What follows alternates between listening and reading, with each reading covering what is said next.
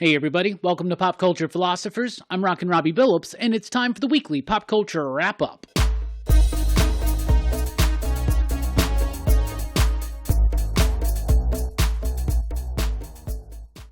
That's right, everybody. Thanks for checking out the video. I am Rockin Robbie Billups. This is the weekly Pop Culture Wrap-Up. It's the show where we go over the week's pop culture news, mostly comic books and movies. So let's get right into it.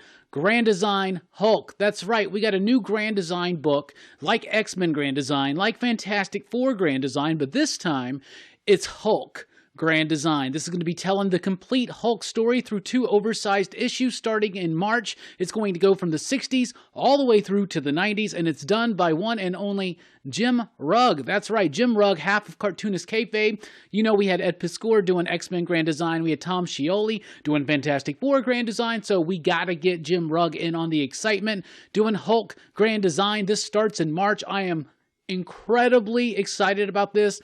I adore the Grand Design books, but in particular, I also really adore those Treasury edition, oversized trade paperback collections. Those are beautiful. So we got a little bit of a Destiny of X teaser. This is going to be the post-Hickman era of the X-Men, and we got this teaser, and it's kind of like the Hoxpox teaser, where you got different characters in different situations, and little clues and things like this, but it announces the new slate of X-Men books going forward. Immortal XMen, Marauders, X-Force, Knights of X, X-Men. Wonder if that's going to get relaunched with the new #1.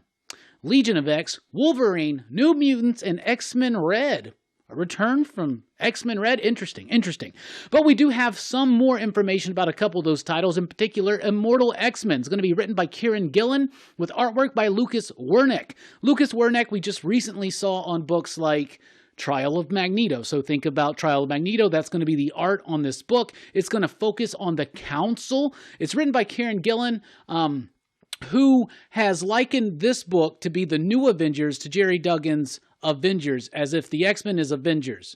And think about the Hickman era of New Avengers and Avengers. Anyway, Immortal X-Men will focus on the current leaders of mutant kind known as the Quiet Council in an X-Men series ripe with backstabbing, shady alliances, and chilling revelations that will put everything you thought you knew about Krakoa's future into question. Well, I don't know much about Krakoa's future, but I know it's Hickmanless, so we'll see what happens. Marauders is going to relaunch with a new #1 written by Steve Orlando with artwork by Ilonara Carlini. And the solicitation reads, Captain Pride and the Marauders are rededicating themselves to rescuing mutants wherever they may be, and no matter how dangerous the odds are stacked against them. Joining Kate and Bishop will be Psylocke, Dakin, Aurora, Tempo, and Somnus, the new mutant hero who debuted earlier in this year's Marvel Voices Pride #1. But Captain Pride's crew is not yet complete. Against her better judgment, Pride comes face to face with the final Marauder, someone no fan will see coming, but may be the Marauder's only chance to unravel a mystery stretching 2 billion years in the past. You know me, I am kind of not really excited about a lot of the upcoming X-Men books. That being said, the last issue of Inferno was pretty freaking awesome, but it's kind of also bittersweet because Hickman's on his way out. This is what's on the way in. We'll take a look. I'll definitely check out any new X book for the first couple of issues or so we shall see what happens. I do hope that Destiny of X is cool, but I do have my suspicions that I may not enjoy it as much as I enjoyed the very beginning of the Hickman era. Captain Carter has a teaser for March 2022, or at least we can put together that it's Captain Carter. It's the what if Captain Carter type shield, so that's familiar. It says March 2022. It's just a teaser. Is this a new what if series? Is this a Sharon Carter miniseries? Regardless of what it is going to be a miniseries, I bet, because that's just how they roll. Naomi Season 2 debuts in March 2022. Been wondering about this one. It's got the entire original creative team from the first series. Brian Michael Bendis, David F. Walker, and Jamal Campbell. Really liked that series. I thought it was fantastic, so I'm excited for this.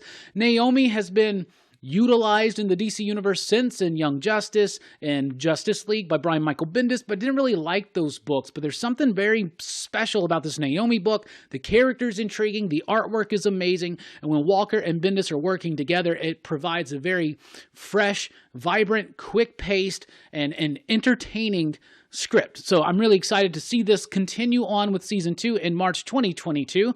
Then we have 8 Billion Genies is a new one from Image, debuting at some point next year. No solicitation date yet.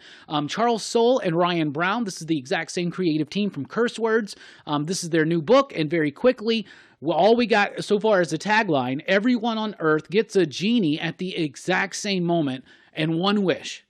What happens next? Well, what happens next? I renounce my wish! Alistair! Alistair! Anyway, that sounds intriguing enough. Dark Horse is going to be releasing 40th anniversary omnibus editions of Grendel in June of 2022. Very excited for this. We recently talked about the Grendel TV series over at Netflix or something like that, and I said, I hope that somehow Dark Horse decides to put those omnibuses back out in print, and they are doing it. Now, these are not oversized hardcover omnibuses. I'm pretty sure these are going to be, judging by the price, reprints with new covers of the previous omnibus editions. We're actually smaller size, not quite digest, but smaller sized, and paperback, but definitely affordable. I'm excited for that because I've never really jumped into the world of Grendel, and I really want to do that. Cowboy Bebop has already been canceled. Man, that's such a bummer. I didn't watch the show. I really liked the anime. I wanted to revisit the anime first before I jumped into this one, but it's already been canceled, so people that were doing that wait-and-see approach or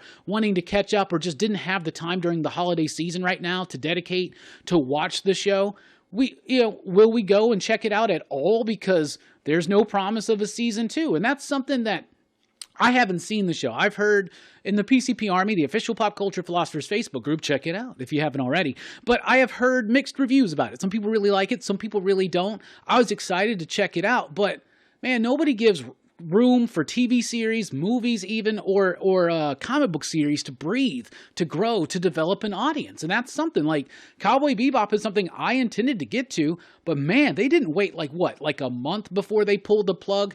It is all about what happens right now at that moment. It's a completely different world where media comes from than what I was used to when I was growing up as a kid and as a teenager and in my 20s, where things, TV shows had room to breathe, like they would do a season, they would let it find an audience. Now, man, if it doesn't have that audience in the first couple weeks, you are done. That's crazy. Checked out the first look for Across the Spider-Verse Part 1. That's interesting. Across the Spider-Verse Part 1. So there will be 2 more movies, Across the Spider-Verse 1 and 2 at least, right? Why not do Across the Spider-Verse and then Out of the Spider-Verse or something like that? Whatever. Looks amazing. Animation looks really freaking cool. I love that when Miles is going through other dimensions, the art style changes. You get a little glimpse of Spider-Man 2099. It looked great. Definitely excited to check that out. A Penguin series from the Batman movie. So they already are doing a GCPD Batman Year One-ish type series that spins out of a little bit of a prequel to this new Batman movie starring Robert Pattinson. Now they're announcing that they're doing, or they haven't officially announced this yet, but pretty much the deals are signed, that they're doing a Penguin series focusing on the rise of Penguin to a criminal genius or mastermind or underworld mob boss.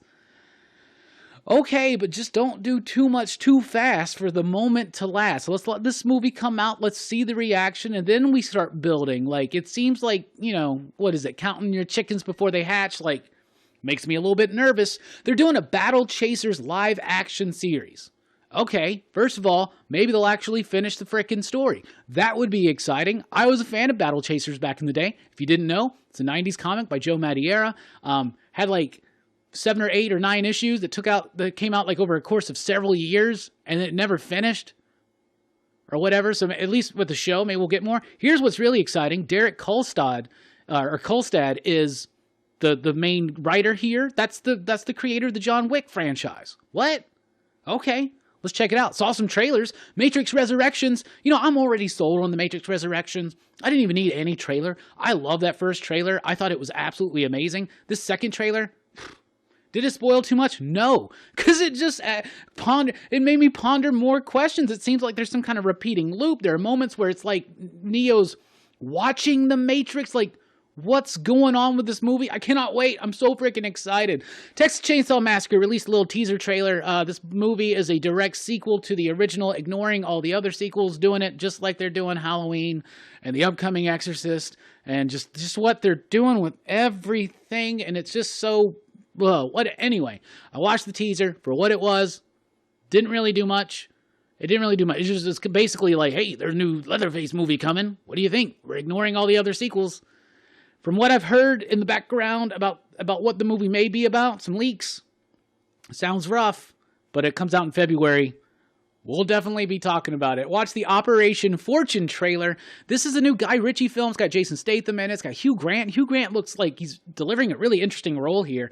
Aubrey Plaza and Josh Hartnett. And it seems like Josh Hartnett's playing like an actor that Jason Statham has to get to go and pretend like he's got to shadow this billionaire because they got to find out information. I don't know.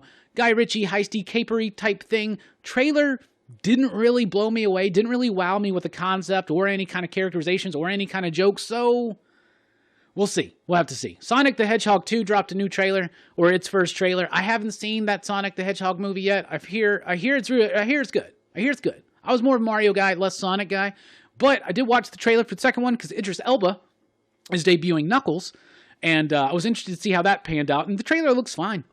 It looks like good, like all ages, kid-friendly, fun, dumb entertainment. Felt very 90s. I don't know. Knuckles, Knuckles looks badass. Let's just say that Knuckles looks badass. Oh, and Tails is in there too. Sure. Bubble. Watch the trailer for Bubble. It's a new anime coming in Netflix in April. Looks interesting. There's something going on with gravity. There was like a flooding in Japan or something, and now the gravity's all wonky, and there's these bubbles floating around everywhere, and there's this one awesome like action sequence they show you where this dude's like jumping from bubble to bubble. Something like that. I don't know. Looks visually stunning. That comes out in April. That trailer's out right now. Check that out. And Cobra Kai Season 4. I watched that teaser.